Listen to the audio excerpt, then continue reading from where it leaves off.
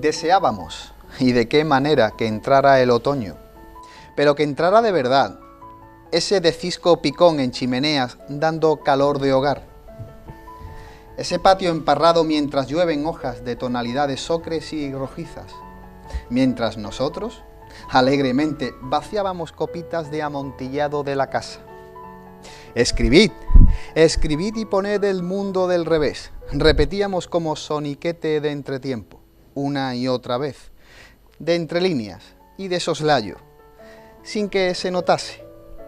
Pero aquel axioma se hizo fuerte entre nosotros las mañanitas del Sabbat, y así lo hicimos, cada uno a su forma y modo, ordenados y concisos, conspicuos hacedores de letras que no buscamos otra cosa que esa excentricidad de sentirse arropados por la alegre charla, y ese prurito personal, que permítanme, que tiempo ha de tenerle también en contento. Así que nos convertimos en lo que antiguamente se llamaban como alta misión de difundir las luces, público tribunado de la multitud, o de la apostólica tarea de los hombres superiores. Y aquella mañana de otoño, de un otoño de verdad, nos rodeamos de literatura argentina, ciudad hermana, de calado intelectual que marcó las líneas de la intelectualidad mundial. Cayeron como aguaceros de mayo sobre nuestra mesa, aún húmeda del sagrado elixir de crianza oxidativa. Ernesto Sábato, aquel de ser original, es en cierto modo estar poniendo en manifiesto la mediocridad de los demás. Premio Cervantes en 1984. Resonaron entre palmas Adolfo Bioy Casares, Premio Cervantes en 1990. Y nunca nos sentimos más arropados por aquel. El odio, la envidia, la soberbia ensucian la vida.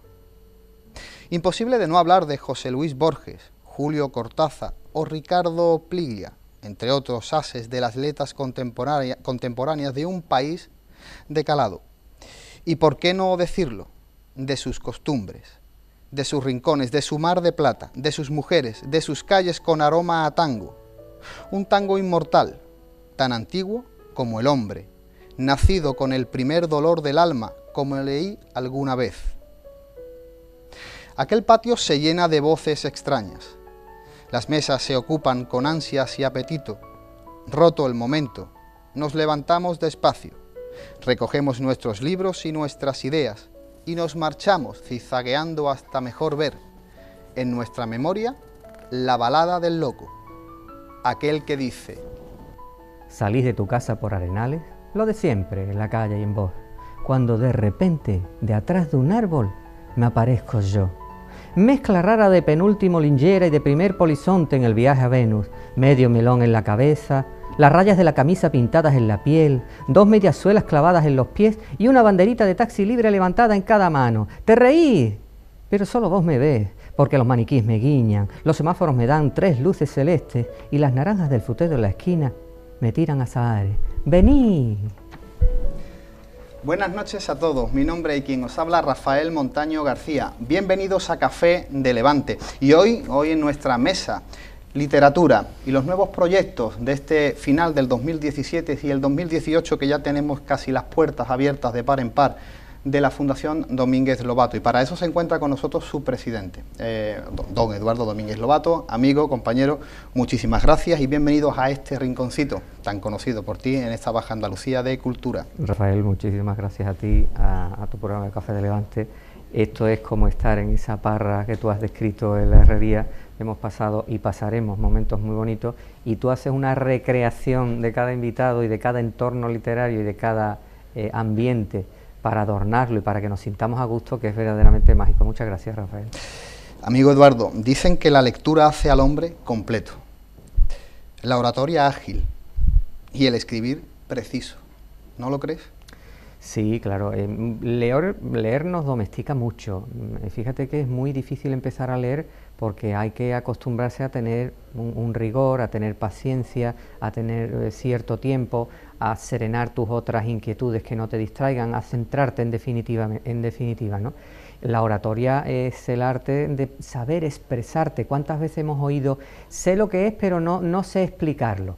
Bueno, pues ya eso es una adolescencia. Tenemos que luchar por conocer y saber las cosas y encima saber explicarlas. Y como tú has dicho, ya escribir supone esa pincelada ágil, ese cuadro que como hacía Goya o Velázquez, en que en cada remate, en cada oscuridad, en cada profundidad, en cada perspectiva, pone exactamente lo que quieres poner y no otra cosa. Eso es el arte de escribir en todos esos maestros que tú has recitado antes, argentinos, de poner la palabra exacta en el lugar adecuado, en el momento preciso. Y hablando de Argentina, hablando de Buenos Aires, es un tema que vamos a tocar en la segunda parte porque es un tema literario que tienes, es un proyecto literario que tienes entre manos, pero sí quiero que me des esa pincelada, siguiendo a colación de lo que hemos leído, ¿verdad? A mí Buenos Aires me recuerda, o Argentina me recuerda, esa ciudad hispanoparlante, ese Madrid del 19, con esos cafés literarios donde bullía, ¿verdad?, la tertulia social, económica, política, satírica y jocosa. ¿Has estado allí? ¿Has venido de allí? ¿Cuál es esa impresión respecto a lo que te estoy diciendo? La impresión es exactamente esa.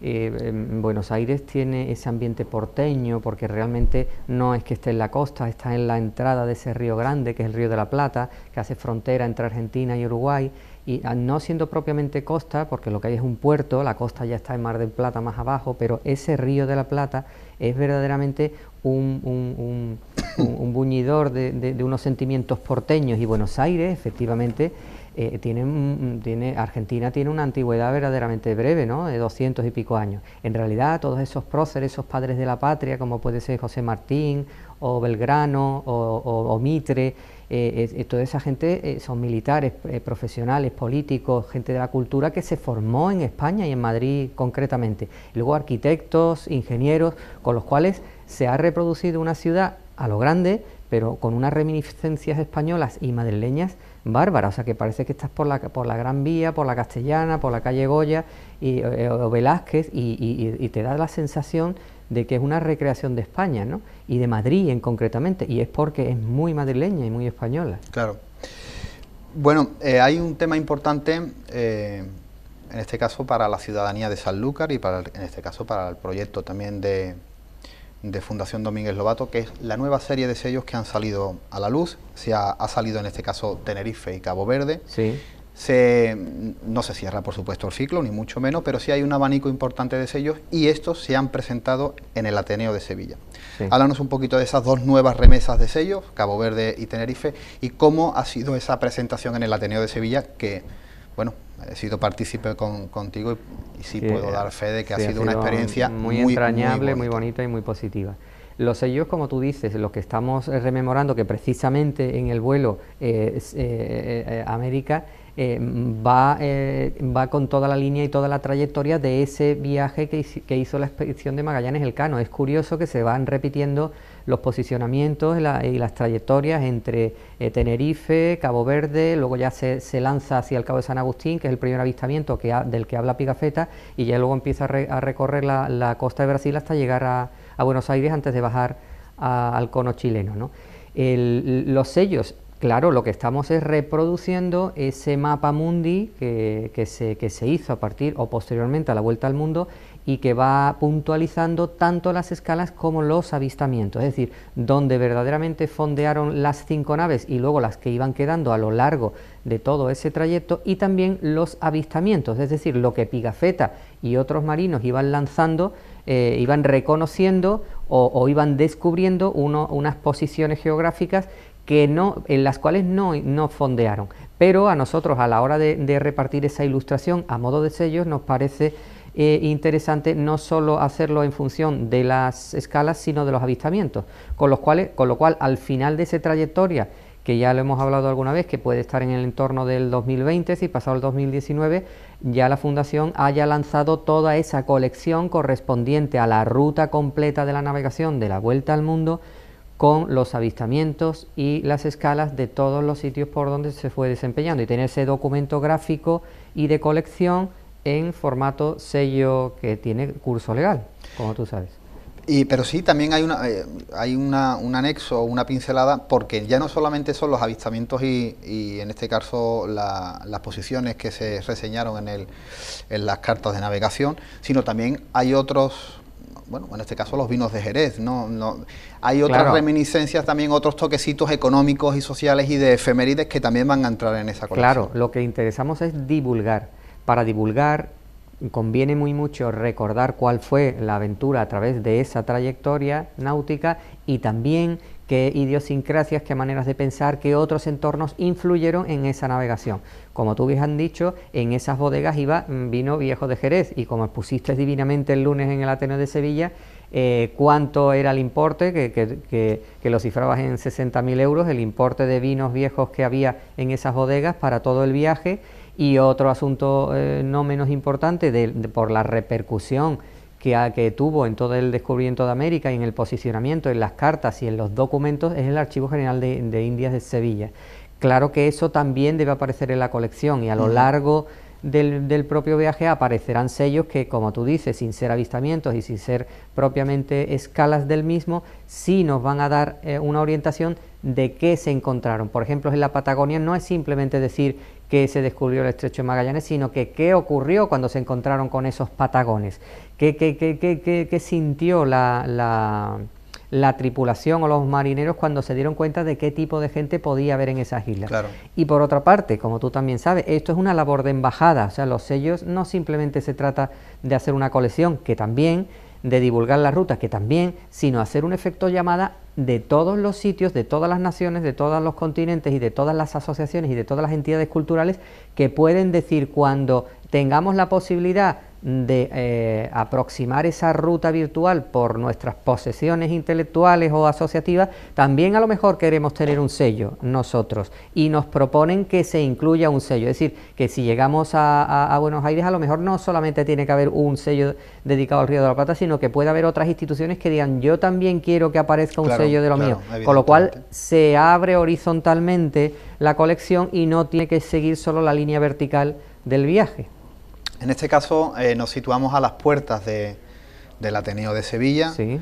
Que bueno, estar en las puertas del Ateneo de Sevilla es estar en ese núcleo intelectual de una de las ciudades más importantes, ya no solo en la época de la carrera de India, sino a nivel internacional. Claro, el Ateneo ha tenido siempre una imagen muy prestigiosa y eso se gana con el tiempo, con el buen hacer y con la buena trayectoria.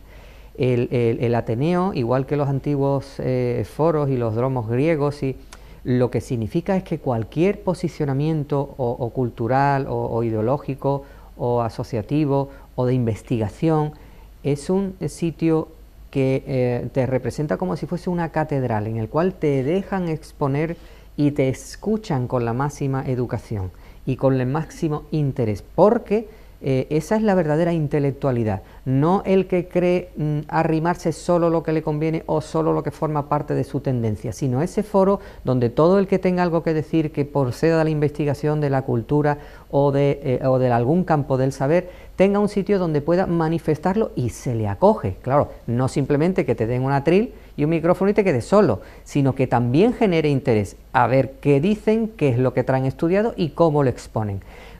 Eso ya lo sabíamos del Ateneo, pero no lo habíamos padecido o atesorado en nuestras propias carnes. El lunes nos dimos cuenta de que sí, de que cuando coges el micrófono y os presenta el presidente del Ateneo, ves allí una serie de gentes que son intelectuales y de todos los campos de conocimiento de Sevilla. De arqueología, profesores de arqueología, de bellas artes, el director del Archivo General de Indias, catedrático de la Asociación de Amigos de las Islas Canarias, la Casa de Tenerife, en fin, muchas, que cuando tú ves el acogimiento de las cosas, ¿no?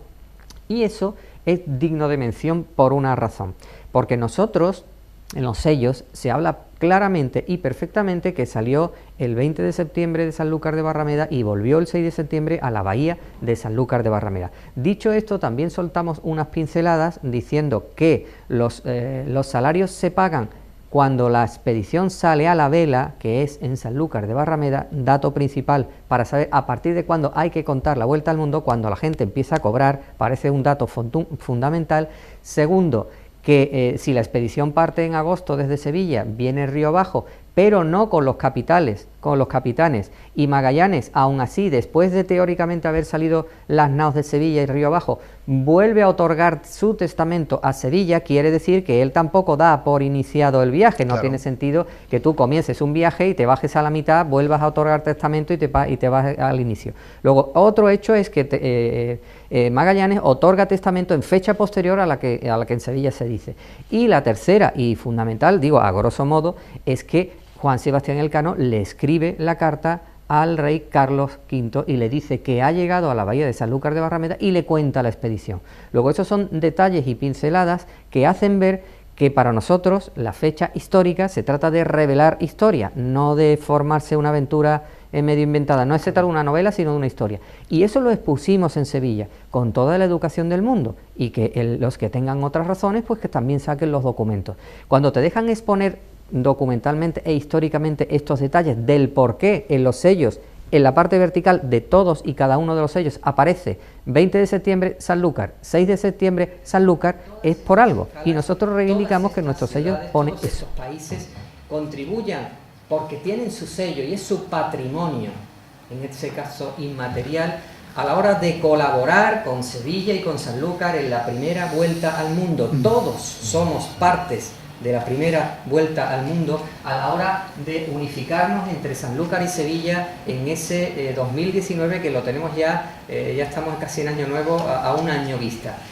Los puntos negros, como les decía, aparecen las escalas, y los triángulos negros son los avistamientos, es decir, lo que la flota vio a una cierta distancia una vez que iban recorriendo los mares, y que Pigafetta dicen: estamos en este puerto, lo identificamos como tal, estamos en el Cabo de San Agustín, pero no fondean allí. Pero también es digno de hacer mención en los sellos. ¿Por qué? Porque son partes del mundo, son partes de ciudades, son partes de cultura, son partes de población humana que fueron avistadas y merecen la pena estar en la colección porque forman parte de la historia. Da lo mismo que hicieran escala allí o no, pero se citan en el libro y se dice quiénes podían ser esas personas y cuál era el portulano o la identificación de la costa que iba viendo la expedición. Por eso, tanto los sellos aparecen en las zonas de las escalas propiamente dichas, como también los avistamientos. La primera edición, esta edición evidentemente se va a ir haciendo con los años para que se termine una vez comenzado el año 2019, es decir, estamos lanzando sellos de estos avistamientos y de estas escalas cada 2 meses, con el ánimo de que poder comunicarles a las ciudades donde que vamos a editar los sellos. Se le manda también a la Armada Española, se le manda a las embajadas, para que cada uno tenga noticia de que desde un lugar de Andalucía, desde Sevilla o desde Sanlúcar, se están lanzando estos sellos de cara a hacer esa llamada colaborativa para que cada uno vea en su sello su bandera. Y la bandera es que esto es una conmemoración de todo el mundo. Muchas veces se ha dicho que, bueno, que Cabo Cañaveral es una representación geofísica de lo que puede ser la salida al espacio del hombre. Esta vuelta al mundo no deja de ser sino otra expedición similar a cuando el hombre fue a la luna. Hay muchas palabras para identificarlas. Hay asociaciones que dicen circunnavegación, otros que dicen globalización, y nosotros la hemos denominado, si eres tan amable, pasar el primer sello, primera mundialización, porque la globalización supone un ámbito de unión con un pueblo. La globalización supone una primera aproximación, la circunnavegación es simplemente dar la vuelta a algo, pero la mundialización es compartir sociedad, política, economía, cultura, idiosincrasia, y nosotros creemos firmemente que el calificativo es de primera mundialización, porque lo que hace es poner el mundo en la palma de la mano. Lo que antes estaba dirigido a un comercio de las especias entre el Mar Negro, el Mar Rojo, a través de Persia, la antigua Constantinopla, cuando los árabes empezaron a dar problemas, y entonces se ve una necesidad económica de los mercaderes,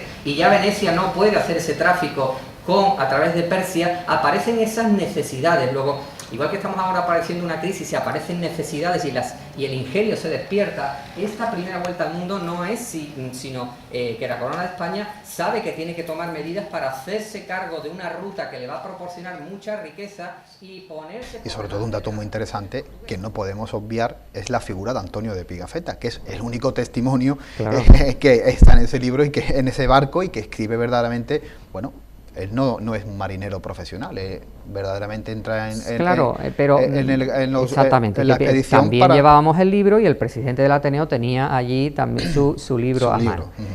En todo caso, nosotros no pretendíamos despertar ninguna controversia. Dijimos qué es lo que defendemos nosotros con esos datos históricos que tenemos, y también dijimos que es un acto o una celebración nacional de marca España, y que evidentemente Sevilla tiene la parte preponderante en cuanto que es la capital de Andalucía, que es la madre del río Betis, que están los Arenales, que están las Atarazanas, que hay una Fundación Nao Victoria que tiene la Nao Victoria navegando por todo el mundo, y que Sevilla es Sevilla, y que el Archivo General de Sevilla está en Sevilla. Por supuesto. Con lo cual no se trata de pelearse con nadie, sino de conseguir un fin común con todos. Exactamente, además algo que comentamos ya en su momento, porque no es un proyecto de Sanlúcar ni es un proyecto de Sevilla, sigue siendo un proyecto de Estado, en este caso del reinado de Carlos V.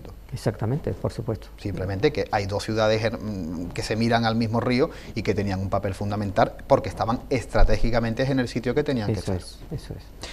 Bueno, el próximo lugar, Jerez de la Frontera, donde ese vino viejo que se embarca, y que en este caso Luis Moyán ya hace una breve reseña sobre esos vinos que viajan, ¿no? 400 y pico de botas y 350 y tantos barriles. Se dedica también ese sello a los vinos de Jerez, y por supuesto el Consejo Regulador responde, y se va a hacer también la presentación si no hay ningún tipo de inclemencia ni de problema, en este caso en Jerez. Evidentemente, Beltrán Domecq, que es el presidente, como ustedes saben, del Consejo Regulador, cuando se le hace llegar, y además nos entrevistamos con él, tanto en Vinoble como posteriormente en otra entrevista privada, en qué consiste el sello, en qué consiste la circulación de los sellos, qué repercusión va a tener en todos los coleccionistas del mundo.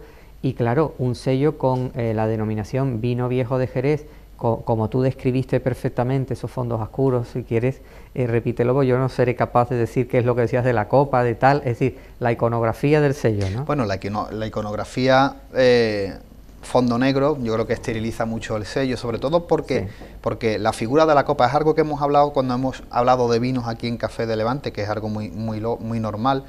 Esa copa nueva que ha sacado el Consejo Regulador, que estiliza los vinos y le da un corte más moderno del siglo XXI, las botas de fondo, el escudo de Jerez, y en este caso podemos ver esa copa con un vino de crianza oxidativa, que es lo que se podía encontrar, ¿no?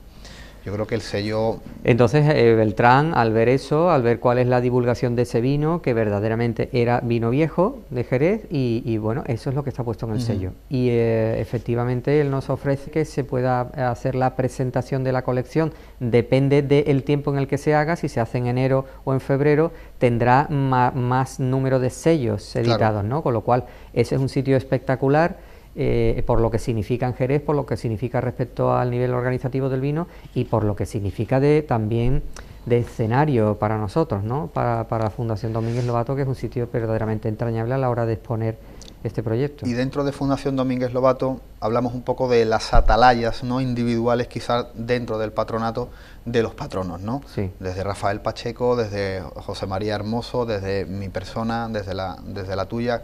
Investigación, coleccionismo, papel antiguo, bueno, se está haciendo una labor interesante en muchos campos diferentes, y eso yo creo que es muy nutritivo, no solo para el patronato, sino evidentemente para todos, ¿no? Por supuesto, mira, ese refrán que dice Dios los cría y ellos se juntan, ¿no? Verdaderamente hay veces que no se tiene que hacer ningún esfuerzo por las cosas. Uno se tiene que esforzar por continuar su actividad día a día. Claro. Pero hay otras sinergias y otras convergencias que surgen prácticamente solas, ¿no?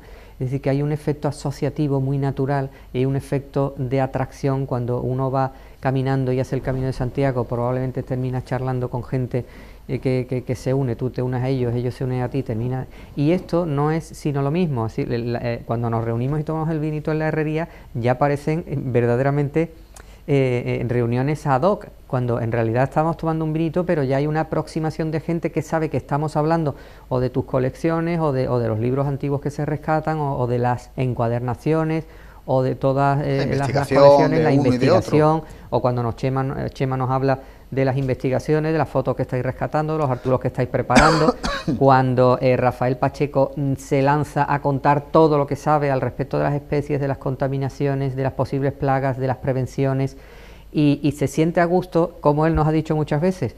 Es que no me atreví a exponerlo. Y ya está con las radios, con las teles, está exponiendo lo que él sabía y lo que sigue sabiendo y lo que investiga al respecto de asuntos que nos interesan a nuestra idiosincrasia y nuestra cultura de la costa noroeste. Por lo cual, con lo que has dicho, es un movimiento asociativo dentro del patronato en la cual cada uno ofrece lo mejor de sí y lo presenta para la organización. Ya luego lo de la guerra civil y todo eso, pues ya eso lo orientaremos cuando tú creas oportuno y sea el momento adecuado. Claro, porque antes de pasar a publicidad, Eduardo, hay una pregunta quizás más personal que me gustaría hacerte.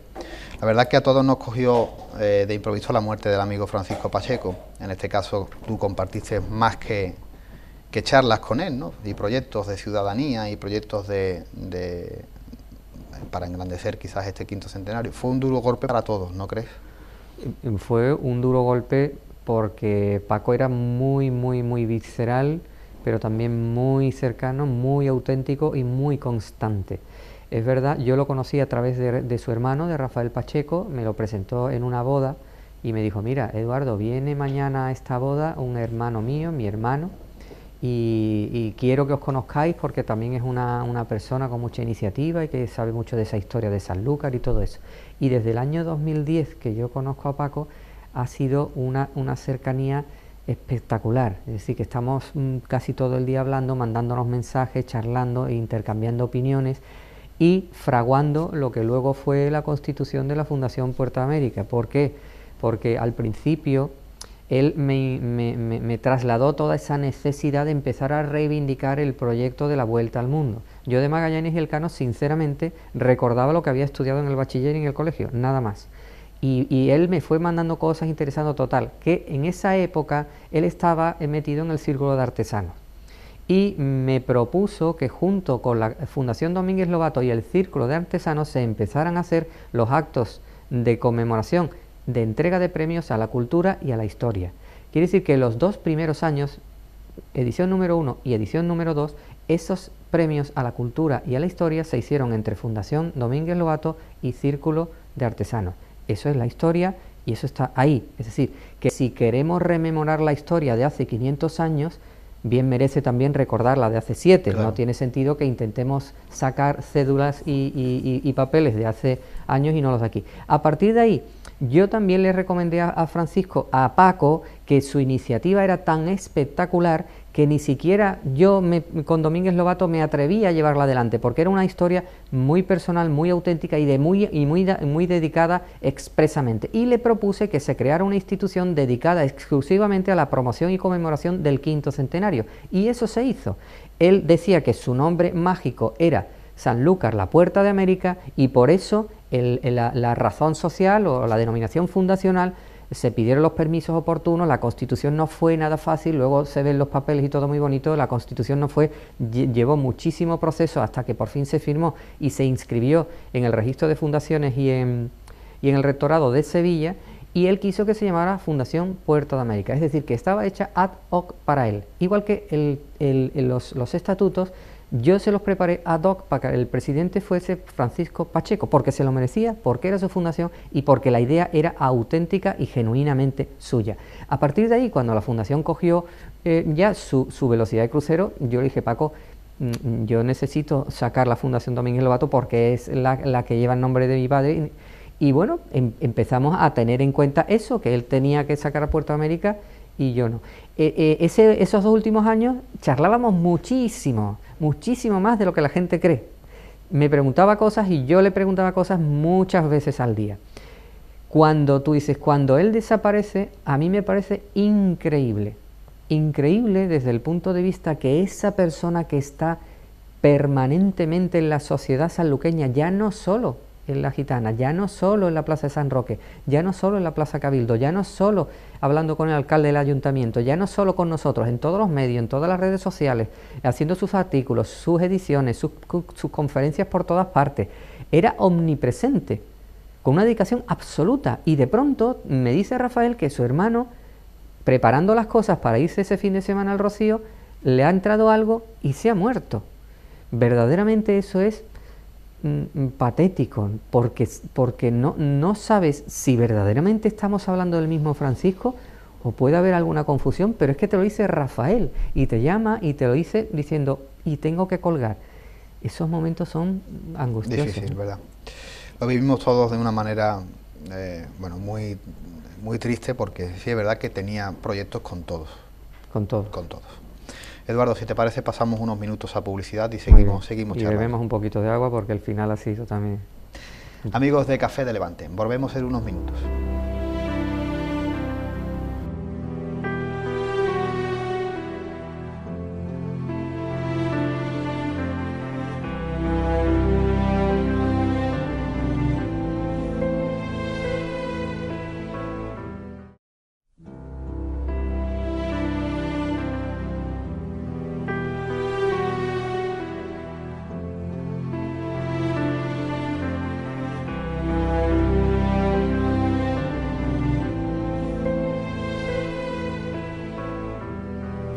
Amigos de Café de Levante, amigos de Costa Noroeste Televisión, seguimos hablando con Eduardo Domínguez Lobato, hablando un poquito de los proyectos que se están llevando a cabo y hablando de este quinto centenario y por supuesto de literatura. Eduardo, decía don Antonio Gala que la vida era tan pesada que había que llevarla por lo menos entre cuatro. ¿Tú crees que al final la persona que se acerca a la intelectualidad, a la lectura, a ese recogimiento personal, al plácido placer de la investigación, se vuelve al final una persona enfadada con el mundo? No, yo no lo creo, no, enfadada con el mundo no. Yo creo que puedes pasar por distintas fases, que es perfectamente lícito, uno tiene derecho a estar enfadado, a estar decepcionado, a estar desilusionado, igual que tiene derecho a estar feliz, a estar contento, a ser extrovertido. La mente pasa por muchas fases, no solamente durante el paso de nuestros años en la edad, también respecto a la semana e incluso respecto al día. Tenemos derecho a sentirnos de las maneras que queramos, siempre que mantengamos la educación y no perjudiquemos al prójimo. Entonces, que el saber, que el continuo enterarte de cosas, estudiar cosas, te produzca desazón, te entristezca y te produzca mosqueo, yo creo que eso puede ser a priori, inicialmente, pero luego cuando se produce como la cerveza ese asentamiento de las cosas, yo creo que te da más paz, porque sabes que hay verdades absolutas, que lo que son contingentes son los accidentes de lo que vamos variando con las modas, con los colores, con las maneras de pensar ocasionales, con esas ideologías de 3/4 de hora, pero hay otras verdades absolutas del sentimiento del hombre y de la mujer, o de la manera de ver vida del hombre y la mujer, que se mantienen en el tiempo. Si tú intentas rescatar escritos en piedra, aparecen pensamientos, es más, en los pensamientos de las cuevas de Altamira, a través de los dibujos, son una forma de ver la vida. Si lees a los socráticos, a los platónicos, te das cuenta que se piensa igual, y ese sentimiento de que la manera de pensar se mantiene, permanece durante toda la vida, y cuando te aproximas ahora al conocimiento, lo único que te puede dar la sensación es que hay cosas que no cambian y que cuanto más sabes, más posibilidades tienes de pensar, y de pensar cosas distintas y de pensar cosas hermosas. Si ves la desembocadura del Guadalquivir, si ves un barco subiendo o bajando por la broa de noche con todas las boyas encendidas de colores verdes y rojas, si ves ese atardecer y tienes 5.000 palabras en la cabeza, te lo explicarás mejor y podrás degustarlo mejor que si tienes 100 palabras en la cabeza. Y si tienes 20.000 palabras en la cabeza y 20.000 pensamientos compuestos, cualquier detalle de tu día a día le podrás dar una explicación y una felicidad mayor. Con lo cual, lo que estamos haciendo es en el cerebro una cocina con muchísimos condimentos. Si tenemos muchos condimentos y buenos, yo creo que el gazpacho va a ser mejor que si solo tenemos pan, agua y aceite. Tenemos sobre la mesa un ejemplar precioso en pasta española. Esas encuadernaciones que ya nos matan a los dos. Nos matan. Francisco de Cañamaque, ¿vale? Sí. Son los oradores de 1869. Fíjate qué año más importante socialmente y políticamente. Aquí está, bueno, los grandes, ¿no? Francisco Pili Margal, Emilio Castelar, bueno, Práxedes, Mateo Sagasta, etcétera, etcétera. Esto se escribe, ¿por qué? Porque cuando se suben a un púlpito, cuando se suben a un estrado, cuando llegan el Senado, el Congreso, la gente escribía lo que decía, porque sabían que en el futuro serían estudiados y serían seguidos. Hoy eso no está pasando, ¿verdad? No pasa, esto no ocurre ya. Bueno, primero, no ocurre porque se está simplificando todo excesivamente. Incluso la utilización del castellano cada vez es más pobre. O sea, cuando ya se dicen palabras en desuso, son palabras que son absolutamente normales y ya en desuso, porque es que vamos disminuyendo y de utilizar 10.000 pasamos a 5.000, de 5.000 a 500, y hay personas que a lo mejor manejan 100 palabras en el día, no utilizan más. Entonces, ¿qué quiere decir? Que lo que antes era un primor, saber expresarse, y lo que hemos hablado, utilizar epítetos, calificativos, sustantivos en el momento adecuado y con la perífrasis necesaria, eso no, eso se ha perdido. Ahora ya todos son escuetos, pones una K, una Q, pones una V, una carita, y eso deteriora muchísimo el pensamiento y deteriora muchísimo la capacidad cognitiva y la capacidad de expresión. Pero es que eso va a pasos agigantados. Es decir, ¿a cuánta gente ves con un libro en la mano? Digo, bueno, es que la puedes leer en una tablet. Vale. Bien, vamos a leerlo en una tablet. Pero es que tú vas en un avión, vas en el metro, vas en un autobús y la gente con la tablet no está leyendo libros. Claro. Está con los jueguecitos, está con el WhatsApp o está haciendo un solitario. Luego, no es que esto se haya sustituido por la tablet o por el ordenador. No, es que no se ha sustituido por nada. Se ha cambiado por otra cosa y ahora la gente pues no está por leer lo que han pensado los antiguos. Y luego dirá esa falacia de la gente que te puede decir, bueno, yo para trabajar, ¿qué necesito? Una licenciatura. Yo para trabajar, ¿qué necesito de la historia de España? ¿Y para qué me hace falta a mí las derivadas? ¿Y yo voy a manejar alguna integral en mi vida? ¿Por qué tengo yo que estudiar en el bachiller los conjuntos? Y claro, ya empiezas con ese lenguaje demoníaco que llegas a conclusiones absurdas. No, pues no, mire usted, no. Pues entonces, si lo que vamos a hacer es un puente, vamos a dedicar a que ese ingeniero no sepa nada, de absolutamente nada. Ni que sepa de dónde sale una zanahoria, ni el en vez de una hoja, que no sepa nada, que solo sepa hacer puentes. Bueno, eso llega un poquito lo de la utopía de un mundo feliz, de Aldous Huxley, y eso es un auténtico fracaso. Es decir, gente preparada para hacer algo y cuando ya le sobra a la sociedad, los largamos. Claro. Eso es una falta de cultura, de humanidad, una falta de sociedad desarrollada abismal. Sobre todo sociedad. Entonces ya nos convertimos, la palabra es la sociedad. Claro, en chiringuito, cada uno con su tienda de campaña, echamos el día, cada uno que trabaje lo que pueda y mañana Dios dirá. Y perdemos la continuidad cultural, que es lo que venimos estudiando desde siempre, ¿no? Claro. Esa es mi opinión. Puede haber otra, como decía Carlos Marx, ¿no? Sí. Eduardo, ¿qué te ha llevado a estar en Buenos Aires? Bueno, en este momento yo tenía 2 novelas escritas. Esas 2 novelas las había presentado a 2 premios muy, muy importantes en España. Sin Padrino, yo no digo que las que sean como para ganar, yo pienso que sí, cada uno piensa que su novela es para ganar, pero Sin Padrinos no ganas. Entonces, la otra opción era mandarla a otros mercados diferentes en los cuales a lo mejor el escribir de determinada manera fuese un valor añadido. Y aparte de utilizar una distribución que no ofrecía en España. Por ejemplo, hay casos en los que sí hay edición de libros, pero yo consideraba que la distribución, aunque me lo proponían, no era la adecuada y no quería tener un libro encima de la mesa para no poder distribuirlo nacionalmente. Estas editoriales de Argentina, de Buenos Aires, fíjate que en muchas de las editoriales, y esta en concreto, aparece Madrid, Buenos Aires, México, Miami, Puerto Rico. Es decir, hay un círculo, hay un eje vertical en toda América en las cuales distribuyen en castellano esas novelas. Con lo cual, una vez que se me propuso que se iban a quedar con los derechos de la novela, a mí me pareció encantado que una editorial se quedara con los derechos, que tuviese una opción de 2 años para publicarla y que quedara ahí. Bueno, yo prefiero que esté en manos de una editorial con ese compromiso y que quiera editarla en un plazo de tiempo con ese horizonte que a mí me pareció razonable y con el compromiso también de editarla en toda la América con habla castellana. Eso fue lo que me decidió a conocer Buenos Aires, aunque ya mi familia, mi tío abuelo ya en su momento se fue para Buenos Aires y quedó con su familia allí, con lo cual los antecedentes que te quedan de la Argentina ves que son así, que funciona como yo creía que funcionaba y que ha sido un país muy rico hace 70 años, tampoco en las últimas decenas ha tenido suerte con sus políticos. Ha tenido una clase política que ha destrozado totalmente pero a Argentina una clase ha ayudado mucho cultivada, España, ha ayudado mucho España cuando España salía de la guerra civil y sin meternos en las connotaciones políticas, lo cierto es que el pueblo argentino ayudó muchísimo y bien y durante tiempo al pueblo español. Eso tampoco conviene olvidarlo a estas alturas de la película. Bueno, entonces el proyecto, como bien dices, está ya en manos, está sobre la mesa de la editorial, ¿no? Sí. Podríamos tener la novela quizás de aquí dentro a de un año, ¿no? Aproximadamente, ¿no?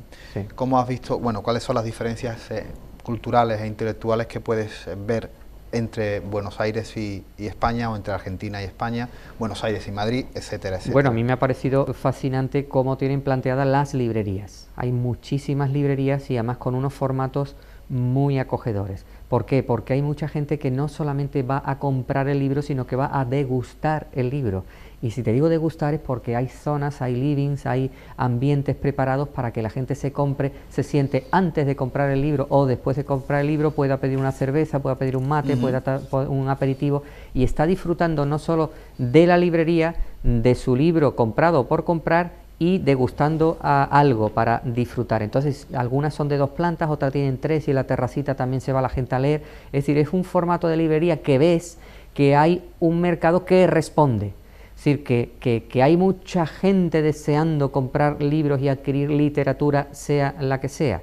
Con lo cual, eso ya, el nivel de librerías te dice el nivel de ciudad que hay o el nivel de interés por la cultura que hay. Porque el mercado funciona cuando hay demanda. Si no, esas librerías no existirían desde hace cientos de años y ahora se están renovando. De hecho, en Rivadavia hay avenidas en las cuales, o en Corrientes, hay librerías, muchas que están abiertas 24 horas, Rafael. 24 horas, o sea que tú sales de cualquier cine o lo que sea a las 3 de la mañana y te vas a encontrar una acera donde hay un montón de librerías en las cuales puedes entrar y hojear tus libros. No tienen ni siquiera horario comercial, full time. Todo el tiempo abierto. Como un diner. Claro, un diner entonces 24 horas. Eso te da sensación de qué población es la que está recepcionando esa oferta.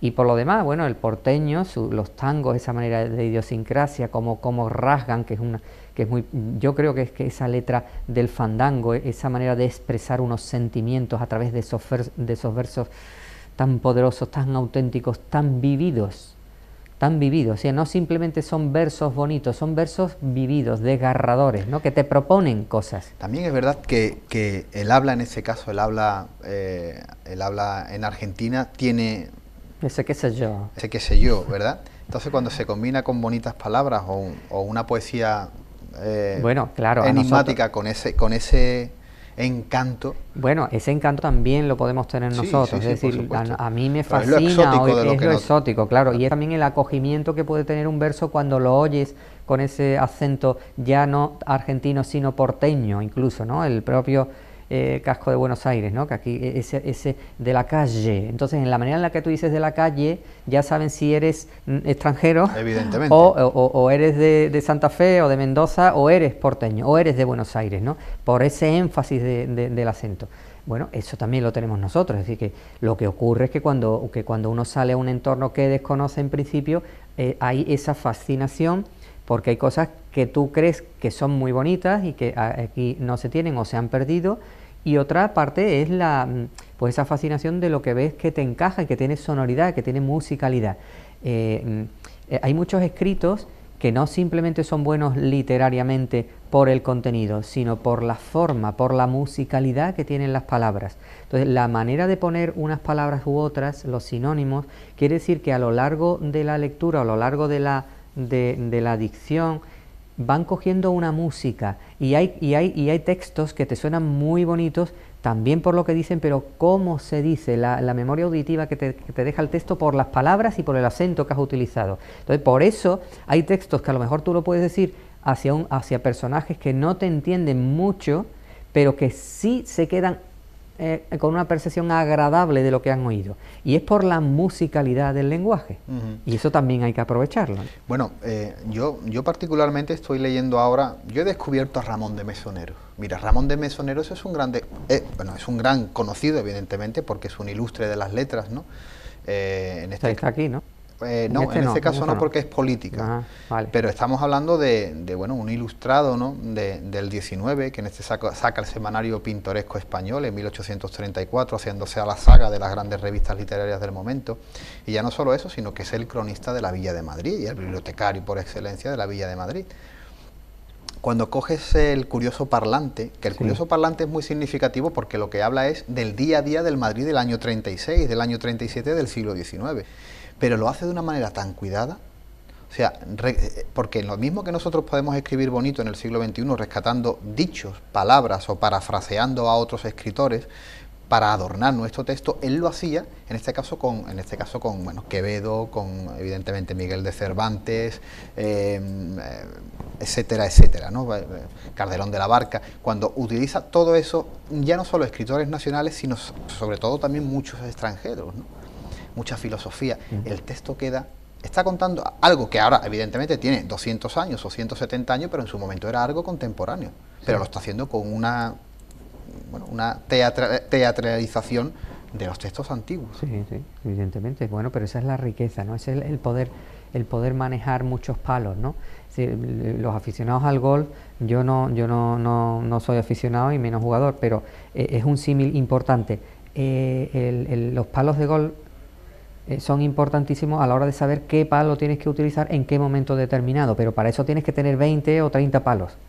Si llevas uno, pues con uno juegas todo el partido, vale, que puedes jugar, pero no es lo mismo. Claro. Este recurso intelectual de qué estás hablando y qué acervo cultural tienes, eso es absolutamente fundamental. Es decir, yo conozco a gente que escribe y que dice que nunca ha leído nada y que así no está contaminado de otros escritores. Yo eso no lo comparto para nada.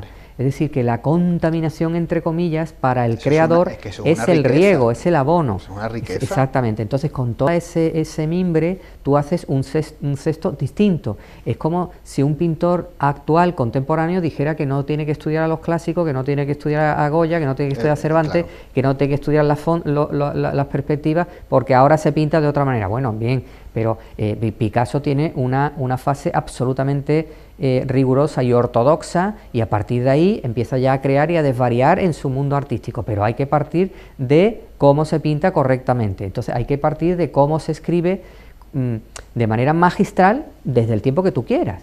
Puedes coger a cualquier, a Sófocles, puedes coger a Platón, pero puedes coger a Vargas Llosa si quieres, o a Ernesto Sábato. Tú coges al que quieras, pero te tienes que ir ilustrando con gente muy buena. Lo que se suele decir, una frase hecha que no me gusta mucho, de reconocido prestigio. A eso que hay que ponerlo también en cuarentena, lo del reconocido prestigio. Pero bueno, vale. Todo ese acervo de cosas contrastadas que han tenido calidad porque han seguido una forma y porque han tenido una técnica determinada.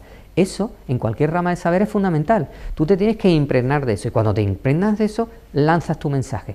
Eso es lo que me estás diciendo. O sea, que cuando Mesoneros hace ese acopio de información y luego empieza a construir su presente basado en todo lo que ha leído del pasado y de toda la historicidad que ha podido acopiar, eso ya es que te sales, es que ya eres genial. Esa era la técnica de Shakespeare, por otro lado. Shakespeare es un gran acopiador de cosas de sus antecesores y de sus contemporáneos, solo que el enlace que hace él es magistral. No, pero si te das cuenta, Eduardo, lo hacen todos, porque Shakespeare lo hizo, pero por ejemplo Cervantes también lo hizo. Claro. De la novela de caballería y de los grandes escritores de la caballería. Claro. O sea, y por supuesto de filosofía. Claro, y no vas a dudar que Cervantes es creador, y sin embargo hace un alarde de conocimiento, claro, de manejo de los clásicos, de manejo de los preclásicos, del manejo de toda la historiografía, de ¿cómo se dice, hombre? En fin, de las rutas griegas, de todos los pensadores, sí, de la mitología, sí, que te trae a la novela, bueno, a las novelas ejemplares, a cualquier cosa, te trae todo el acopio de información que él tiene, y con eso hace historias bellísimas. Eso yo creo que lo hacen todos, porque hablando antes de Ramón de Mesoneros, fíjate que Ramón de Mesoneros bebe de Diderot, bebe de los grandes clásicos franceses, evidentemente bebe de la literatura clásica, ya no solo de la literatura clásica centroeuropea, sino también de la filosofía. de los escolásticos, Claro. de la teología revelada, de la teología natural, utilizar la filosofía y la teología como se utiliza en los siglos XVI, y XV, y XVI y XVII. Pero en este caso Benito Pérez Galdós, otro de los grandes escritores al que todos sí conocemos, él bebe y utiliza a Ramón de Mesoneros para escribir los 46 episodios nacionales. Claro. Y le manda cartas diciendo, oye, necesito que me mandes paisanajes. Y posteriormente otros investigadores toman de referencia a Pérez Galdós. Es la pescadilla. Eso es una que cadena magnífica y deliciosa cadena de por conocimiento en el que uno se va inspirando de quien quieras, pero de un ilustrado. Claro. Inspírese usted de quien quiera. Hay para elegir de todas las ideologías, de todas las maneras de pensar, pero gente que sabía lo que decía y cómo lo decía. Y a partir de ahí cada uno que con sus gustos se vaya armando ese bagaje, esa urdimbre, que es la que te va a hacer pues que sepas por dónde caminas, ¿no? Que tengas un GPS, que sepas qué es lo que estás haciendo y dónde quieres ir. ¿Qué significa para el argentino su bandera? Bueno, su bandera, eso es emocionante, ¿no? Porque en el campo de batalla en Belgrano le dicen, general, no podemos iniciar la batalla sin bandera. Eran los comienzos de aquella república, ¿no? De aquella intento de independencia. No podemos comenzar la batalla que se produce en la ciudad de Rosario, esa escena que de hecho hay el monumento a la bandera, ese gesto de ese oficial que le dice mi general, no comencemos la batalla sin bandera, y Belgrano se queda mirando al cielo y las nubes y dice, esa es nuestra bandera, el cielo azul y las nubes blancas. ¿Por qué? Porque allá donde estemos siempre tendremos a nuestra bandera con nosotros. Eso es poético, literario, emocionante. Sí, yo siempre veré mi bandera, porque cada vez que vea una nube en el cielo azul, estaré pensando en la Argentina. Bueno, eso, vamos, pero como eslogan. Ven el sol, o sea, ven la nube, exacto, ven el cielo y ven el sol. Eso es. Entonces, ese traer cada imagen de cada edificio, de cada paisaje, de cada ciudad, de cada personaje, de cada río, con ese azul y esa nube algodonada, y como tú dices, ese sol, y que eso sea la bandera de tu país, para eso hay que ser un genio, ¿eh? Para salir de ese embrollo. Sí, esa es nuestra bandera, y cada vez que mires el cielo con una nube te estarás acordando de tu patria, porque esa es la Argentina. Y yo, eso tiene mucha tela, eso hay que digerirlo muy bien. Vamos, a mí cuando me lo contaras es que se te pone la piel de gallina, porque es que es preciosísimo, eso es una hermosura. Y quiere decir que los ideales funcionan, que los ideales sirven, que los tambores, cuando vas a iniciar algo, ese encandilamiento funciona, porque tenemos muchas virtudes, las tenemos muy atesoradas, pero muchas veces muy escondidas y muy ocultas, y nos hacen falta cosas o gentes que nos estimulen, que nos abran, que nos digan, venga, vamos, que podemos, que sí podemos. Y eso lo hace un tambor, eso lo hace una música, lo hace un verso, eso lo hace un buen consejo, eso lo hace una palmadita en la mano, eso lo hace una sonrisa. Un reconocimiento. Lo hace un reconocimiento. Claro. Ese de vamos y podemos, para despertar lo mejor de cada persona, de cada ser humano. Eso es lo que tienen las personas grandes, que en su alrededor son capaces de motivar a todo el que tiene algo que decir. Tú decías antes que en Domínguez Lobato, casualmente, estamos 4 personas que tiene cada uno su ámbito de actuación y de investigación, y nos animamos unos a otros. Cuando yo veo las cosas que tú haces, lo que rescates, tus revistas, eso es apasionante. Eso dices, yo tengo que seguir lo mío. ¿Por qué? Porque es admirable oír a Rafael Montaño hablar de sus cosas, de sus investigaciones, de sus rescates, de cuando coges una foto en blanco y negro, de que tienes una foto que probablemente será una revolución, de todas esas cosas, ese apasionamiento, a mí me contagia positivamente, y a los que nos rodean nos contagian igual. Cuando oyes a Chema Hermoso, exactamente lo mismo, y cuando oyes a Rafael Pacheco, igual. Y te estoy hablando de un núcleo reducido, cada uno en el suyo tendrá esas motivaciones para seguir adelante, porque necesitamos seguir adelante. Creo que la motivación mueve el mundo, mueve el mundo, bueno, total. Si no fuera por eso, nadie escribiría, nadie haría poesía, nadie pintaría, porque no todo es, por supuesto, no todo es dinero, evidentemente, es la satisfacción personal y el sentirse satisfecho de una manera creativa y positiva con la vida. Y la necesidad aguda el ingenio. Totalmente. Bueno, agudiza el ingenio. Amigo Eduardo, ha sido todo un placer, como siempre, tenerte aquí. Para mí también es una satisfacción charlar contigo dentro y fuera de plató. Ojalá que que hayamos motivado, aunque solo sea para leer. Y en mi caso, yo siempre les recomiendo que lean una hojita del Quijote, un párrafo, aunque sea una grafía, pero que tengamos a ese modelo de literatura y de vida del caminante, porque es un caballero andante que en realidad, caballeros o damas, todos somos andantes y todos los días vamos recorriendo y tenemos que desfacer entuertos. Muchísimas gracias a Café de Levante, a Costa Noroeste, a Rafael Montaño, a todo su maravilloso equipo que también ampara la edición y la producción de este programa, y muchísimas gracias otra vez a ti por ser tan buen amigo mío. Amigos de Café de Levante, nosotros volvemos para la semana siguiente, con nuevos invitados, nuevos temas encima de nuestra mesa en este café literario, y cada vez más café de ese Buenos Aires y de ese Madrid del 19. Ojalá que sí, Rafael. Nos vemos para la semana que viene, que tengan muy buenas noches, y ahora sí le dejamos con el rincón literario de nuestro amigo y hoy invitado Eduardo Domínguez Lobato. Muy buenas noches.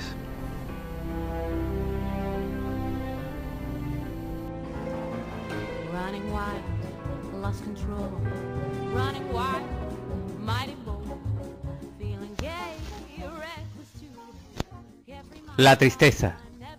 ¿Qué es la tristeza sino un cántaro vacío? O la desolación que se va de fiesta. Sí, tú, tristeza, ¿qué haces aquí? ¿Quién te ha llamado a este velatorio frío de hoy? ¿Y te llamas maltratada? ¿Herida? ¿Lastimada? ¿Pero con quién has estado últimamente que cabizbaja te lamentas de ti misma? Tristeza, sí, tú. ¿Por qué te atrincheras en lo que llaman obvio? Que no es sino la apariencia fácil que nada tiene que ver con la verdad de las cosas. Nunca es la verdad.